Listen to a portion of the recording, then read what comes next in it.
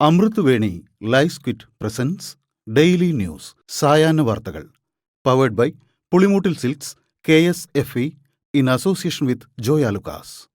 ഇത്തവണ ഫസ്റ്റ് അടിക്കില്ലേ നമ്മള്?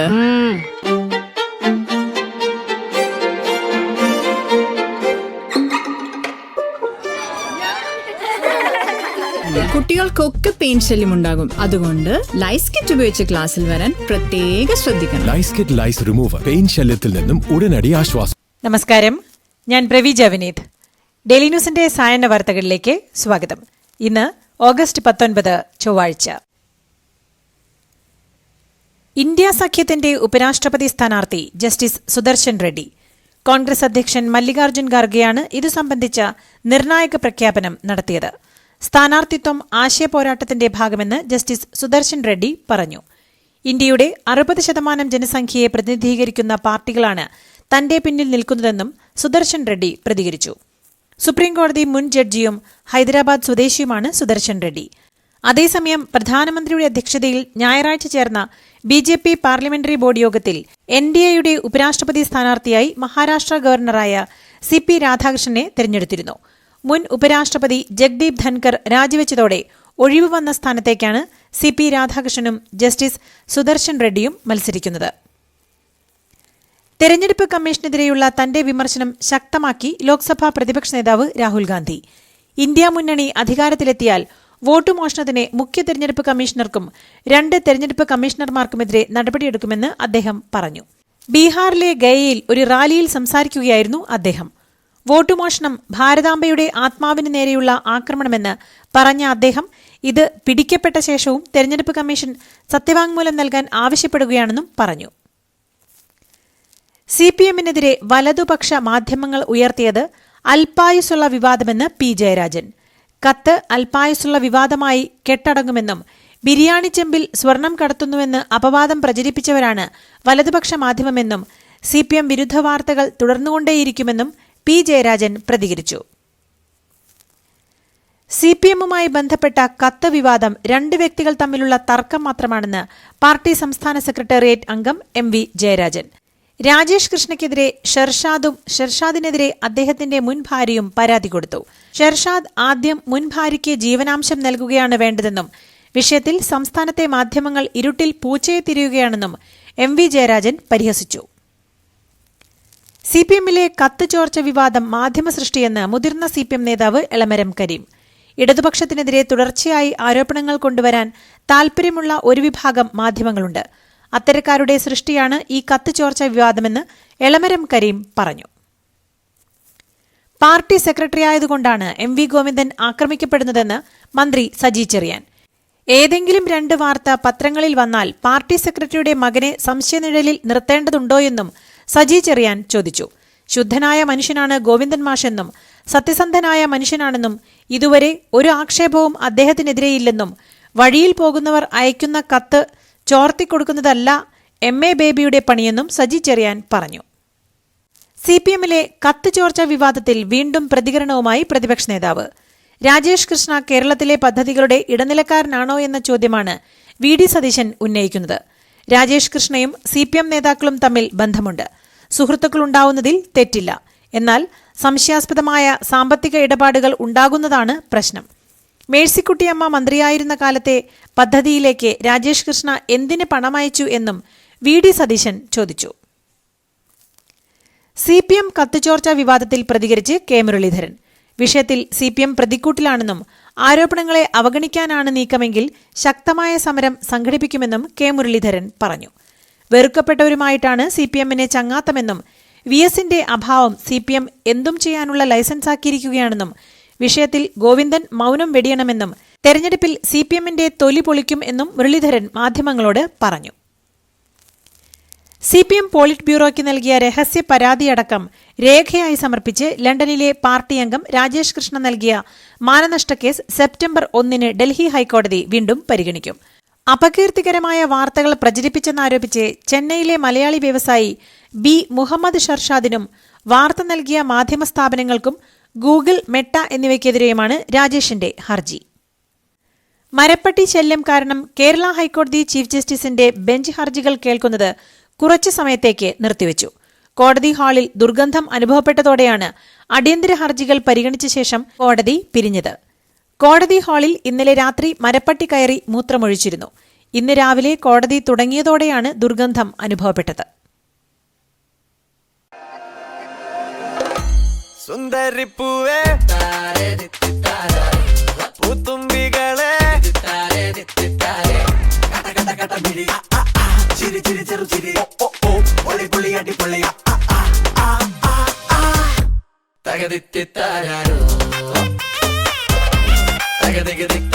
Pulimutil Silks presents Unskippable Onam Collections. Starts at just ₹299. യുനെസ്കോയുടെ മാനദണ്ഡങ്ങളിൽ മിക്കവയും പാലിക്കാതെ തിടുക്കത്തിൽ കേരളത്തെ സമ്പൂർണ്ണ ഡിജിറ്റൽ സാക്ഷരത കൈവരിച്ച ഇന്ത്യയിലെ ആദ്യത്തെ സംസ്ഥാനമായി വ്യാഴാഴ്ച മുഖ്യമന്ത്രി പ്രഖ്യാപിക്കുന്നത് ഇലക്ഷൻ ഗിമ്മിക്കാണെന്ന് കോൺഗ്രസ് നേതാവ് ചെറിയാൻ ഫിലിപ്പ് പറഞ്ഞു. കെ ഫോൺ മുഖേനയുള്ള സാർവത്രിക ഇന്റർനെറ്റ് ആക്ടിവിറ്റി ഒരു മിഥ്യയാണ് എന്നും അദ്ദേഹം പറഞ്ഞു. ഓണത്തിന് മുന്നോടിയായി സപ്ലൈകോ വിൽപ്പനശാലകളിൽ ഉൽപ്പന്നങ്ങൾക്ക് വിലക്കുറവ്.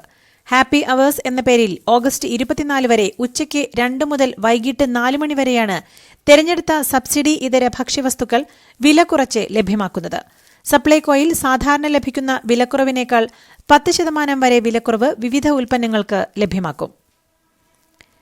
പി കൃഷ്ണപിള്ള അനുസ്മരണത്തിന് ക്ഷണിക്കാത്തതിൽ അതൃപ്തി പരസ്യമാക്കി മുതിർന്ന CPM നേതാവ് ജി സുധാകരൻ.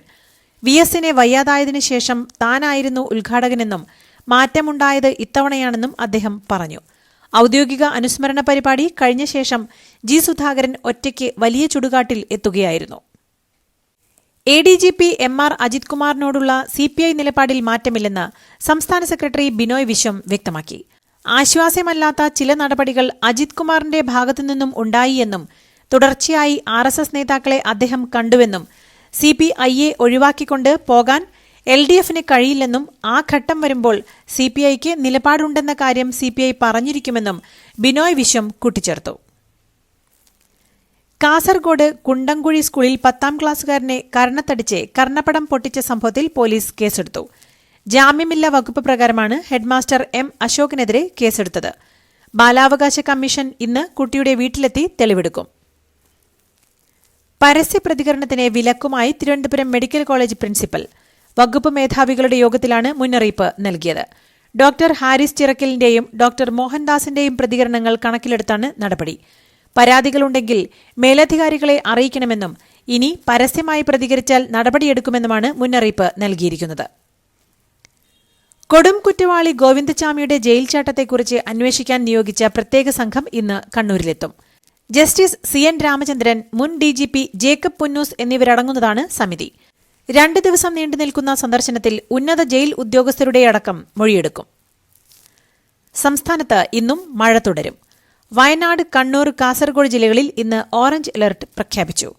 കോഴിക്കോട്, മലപ്പുറം, പാലക്കാട്, തൃശൂർ, എറണാകുളം, ഇടുക്കി ജില്ലകളിൽ മഞ്ഞ മുന്നറിയിപ്പാണുള്ളത്. നാളെയും മിക്ക ജില്ലകളിലും ശക്തമായി മഴ ലഭിക്കും. ബുധനാഴ്ചയ്ക്ക് ശേഷം മഴ കുറയാൻ സാധ്യതയുണ്ടെന്നാണ് കാലാവസ്ഥാ വകുപ്പിന്റെ വിലയിരുത്തൽ. ഓണം അടുത്തെത്തുമ്പോഴും വിലക്കയറ്റം പിടിച്ചു നിർത്താൻ ഒന്നും ചെയ്യാൻ പിണറായി വിജയൻ സർക്കാർ തയ്യാറാകുന്നില്ലെന്ന് BJP സംസ്ഥാന പ്രസിഡന്റ് രാജീവ് ചന്ദ്രശേഖർ. അരിയും പലവ്യഞ്ജനങ്ങളും മുതൽ പച്ചക്കറിയും മത്സ്യമാംസാദികളും വരെ എല്ലാത്തിനും വിപണിയിൽ തീവിലയാണ്. ഓണം അടുക്കുന്നതോടെ ഇത് ഇനിയും ഉയരാൻ തന്നെയാണ് സാധ്യത. അതുകൊണ്ട് തന്നെ ഓണം ഉണ്ണണമെങ്കിൽ കാണം വിൽക്കേണ്ട ഗതികേടിലാണ് കേരളത്തിലെ സാധാരണക്കാരായ ജനങ്ങളെന്നും അദ്ദേഹം പറഞ്ഞു. ബലാത്സംഗ കേസിൽ പ്രതിയായ റാപ്പർ വേടൻ നൽകിയ മുൻകൂർ ജാമ്യാപേക്ഷ ഹൈക്കോടതി ഇന്ന് വീണ്ടും പരിഗണിക്കും. ഹർജിയിൽ കക്ഷി ചേരാൻ പരാതിക്കാരിയായ യുവതി നൽകിയ അപേക്ഷ കോടതി ഇന്നലെ അംഗീകരിച്ചിരുന്നു. വേടനെതിരെ കൂടുതൽ പരാതികൾ ഉയർന്നിട്ടുണ്ടെന്ന് പരാതിക്കാരി കോടതിയിൽ അറിയിച്ചു. ഇതിന്റെ വിശദാംശങ്ങൾ ഹാജരാക്കാൻ ആവശ്യപ്പെട്ടിട്ടുണ്ട്. ജബൽപൂരിൽ ഇസാഫ് ബാങ്ക് പട്ടാപ്പകൽ കൊള്ളയടിച്ചതിന് പിന്നാലെ പ്രതികൾ സ്വർണം കടത്തിയത് ബീഹാറിലേക്കെന്ന് സൂചന. മോഷണം പോയ സ്വർണം കണ്ടെത്താൻ നടപടികൾ തുടങ്ങിയെന്നാണ് പോലീസ് വിശദമാക്കുന്നത്. ഇതിനായി പ്രത്യേക സംഘം ബീഹാറിൽ എത്തി. 15 കിലോ സ്വർണമാണ് കൊള്ളയടിച്ചത്. അറസ്റ്റിലായ 4 പ്രതികളും രാജ്ഘട്ടിൽ മറ്റൊരു ബാങ്ക് കൊള്ളയും പദ്ധതിയിട്ടതായാണ് വിവരം. കൺഗ്രാചുലേഷൻസ്. മിടുക്കിയാട്ടോ. പൈലറ്റ് ആവണമെന്ന് പറയണേ. അവളുടെ ആഗ്രഹമല്ലേ, അവള് പറക്കട്ടെ. ചെലവ് എത്രയാന്ന്? KSFയുടെ പുതിയ ഹാർമണി ചുറ്റി ചേരണം. കണ്ണടച്ചു തുറക്കും മുമ്പ് അവളുടെ +2 കഴിയില്ലേ. കടം വാങ്ങാതെയും സ്ഥലം വിൽക്കാതെയും കുട്ടികളെ പഠിപ്പിക്കാം. KSFE ഹാർമണി ചിട്ടികൾ. KSFE ഹാർമണി ചിട്ടിയിൽ ചേരുന്ന 100 ഭാഗ്യശാലികൾക്ക് സിംഗപ്പൂർ യാത്ര. മുതിർന്ന മാധ്യമപ്രവർത്തകരായ സിദ്ധാർത്ഥ് വരദരാജനും കിരൺ ഥാപ്പർക്കുമെതിരെ രാജ്യദ്രോഹ കുറ്റം ചുമത്തി അസം പോലീസ്. ദി വയറിന്റെ സ്ഥാപക പത്രാധിപനും മുതിർന്ന മാധ്യമപ്രവർത്തകനുമാണ് സിദ്ധാർത്ഥ് വരദരാജൻ. ഇരുവർക്കും പോലീസ് സമൻസ് അയച്ചു. ഓഗസ്റ്റ് 22-ന് ഗുവാഹത്തി പോലീസിന്റെ ക്രൈംബ്രാഞ്ചിന് മുന്നിൽ ഹാജരാകാനാണ് നിർദ്ദേശം. സമൻസിനൊപ്പം FIR നൽകിയിട്ടില്ലെന്നാണ് വിവരം. കേസിനെക്കുറിച്ചുള്ള ഒരു വിവരവും പോലീസ് പങ്കുവച്ചിട്ടില്ല. കഴിഞ്ഞ വർഷം രാജ്യത്ത് നിന്ന് 7.5 ലക്ഷത്തിലേറെ വിദ്യാർത്ഥികൾ ഉന്നത വിദ്യാഭ്യാസം ലക്ഷ്യമിട്ട് വിദേശത്തേക്ക് പോയെന്ന് കേന്ദ്ര സർക്കാരിന്റെ കണക്ക്. 5 വർഷത്തിനിടെ 30 ലക്ഷത്തിലേറെ വിദ്യാർത്ഥികളാണ് വിദേശത്തേക്ക് പോയത്. ലോക്സഭയിൽ കേന്ദ്ര വിദ്യാഭ്യാസ സഹമന്ത്രി സുകാന്ത മജുംദാറാണ് PC മോഹൻ MPയുടെ ചോദ്യത്തിന് മറുപടി നൽകിയത്. ബ്യൂറോ ഓഫ് എമിഗ്രേഷൻ കണക്ക് പങ്കുവച്ചുകൊണ്ടാണ് ഇക്കാര്യം കേന്ദ്ര സഹമന്ത്രി വെളിപ്പെടുത്തിയത്. ഹിമാചൽ പ്രദേശിൽ മേഘവിസ്ഫോടനവും മിന്നൽ പ്രളയവും. കുളുവിലെ ലാഗ് താഴ്വരയിലാണ് മേഘവിസ്ഫോടനത്തെ തുടർന്ന് മിന്നൽ പ്രളയം ഉണ്ടായത്. നിരവധി കടകളും കൃഷിയിടങ്ങളും നശിച്ചതായാണ് റിപ്പോർട്ട്. തുടർച്ചയായ മേഘവിസ്ഫോടനങ്ങളും വെള്ളപ്പൊക്കവും കാരണം ഹിമാചൽ പ്രദേശിൽ വലിയ പ്രതിസന്ധിയാണ്. ബില്ലുകളിൽ തീരുമാനമെടുക്കാൻ സമയപരിധി നിശ്ചയിച്ച വിധിക്കെതിരെ രാഷ്ട്രപതി നൽകിയ റഫറൻസിൽ ഇന്നുമുതൽ സുപ്രീംകോടതി വിശദമായ വാദം കേൾക്കും. ചീഫ് ജസ്റ്റിസ് BR ഗവായ് അധ്യക്ഷനായ ഭരണഘടനാ ബെഞ്ചാണ് വാദം കേൾക്കുക. ബില്ലുകളിൽ ഒപ്പിടുന്നതുമായി ബന്ധപ്പെട്ട സുപ്രീംകോടതി വിധി സംബന്ധിച്ച് 14 ചോദ്യങ്ങളടങ്ങിയ റഫറൻസാണ് രാഷ്ട്രപതി ദ്രൌപതി മുർമു നൽകിയത്.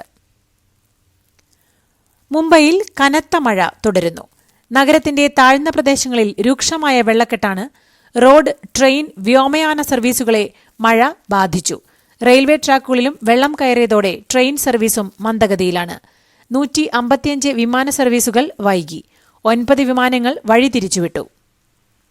ഇന്ത്യയുമായുള്ള ബന്ധം സാധാരണ നിലയിലേക്ക് മടങ്ങുന്നതിന്റെ സൂചനയായി വളം, റെയർ എർത്ത് മിനറൽസ്, തുരങ്ക നിർമ്മാണ യന്ത്രങ്ങൾ എന്നിവയുടെ കയറ്റുമതിക്ക് ഏർപ്പെടുത്തിയിരുന്ന നിയന്ത്രണങ്ങൾ നീക്കുമെന്ന് ചൈന ഇന്ത്യയ്ക്ക് ഉറപ്പു നൽകി. ചൈനീസ് വിദേശകാര്യമന്ത്രി നടത്തുന്ന ഇന്ത്യ സന്ദർശനത്തിനിടെയാണ് ഈ വിഷയത്തിൽ അനുകൂലമായ തീരുമാനം എടുക്കുന്നതായി വിദേശകാര്യമന്ത്രി S. ജയശങ്കറിനെ അറിയിച്ചത്. ഇന്ത്യ പാകിസ്ഥാൻ സംഘർഷത്തിൽ വെടിനിർത്തലിനായി ഇന്ത്യ യാചിക്കാൻ നിർബന്ധിതരായെന്ന് പാക് സൈനിക മേധാവി അസിം മുനീർ. ബെൽജിയത്തിൽ നടന്ന ഒരു പരിപാടിയിലാണ് അസിം മുനീർ അവകാശവാദം ഉന്നയിച്ചത്. ഇന്ത്യയുടെ നിർബന്ധം കാരണമാണ് പ്രശ്നത്തിൽ ട്രംപ് ഇടപെട്ടതെന്നും അസിം മുനീർ പറഞ്ഞു.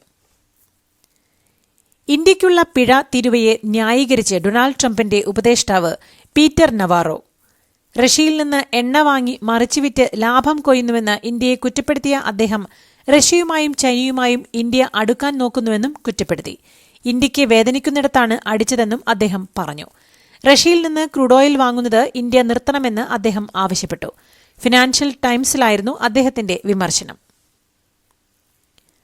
ഗാസയിൽ വെടിനിർത്താനും ബന്ദികളെ മോചിപ്പിക്കാനും തയ്യാറെന്ന ഹമാസ് നിർദ്ദേശം തള്ളി ഇസ്രായേൽ.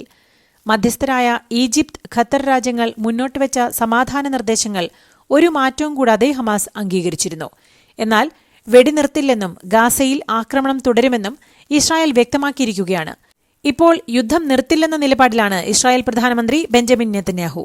ഹമാസ് സമ്മർദ്ദത്തിലാണെന്നും ഗാസ പൂർണ്ണമായി പിടിക്കുമെന്നും നെതന്യാഹു പറയുന്നു. ലോകം ഉറ്റുനോക്കിയ ട്രംപ് സെലസ്കി ഉച്ചകോടിയിൽ സമാധാന പ്രഖ്യാപനമുണ്ടായില്ല. വൈറ്റ് ഹൌസിൽ നടന്ന യുക്രൈൻ പ്രസിഡന്റ് വ്ളോഡിമിർ സെലസ്കിയും US പ്രസിഡന്റ് ഡൊണാൾഡ് ട്രംപുമായുള്ള കൂടിക്കാഴ്ചയാണ് വൻ പ്രഖ്യാപനങ്ങളൊന്നുമില്ലാതെ അവസാനിച്ചത്. വെടിനിർത്തലടക്കമുള്ള പ്രഖ്യാപനങ്ങളും കൂടിക്കാഴ്ചയിൽ ഉണ്ടായില്ല. അതേസമയം യുക്രൈന് ഭാവിയിൽ സുരക്ഷ ഉറപ്പു നൽകാൻ ധാരണയായി.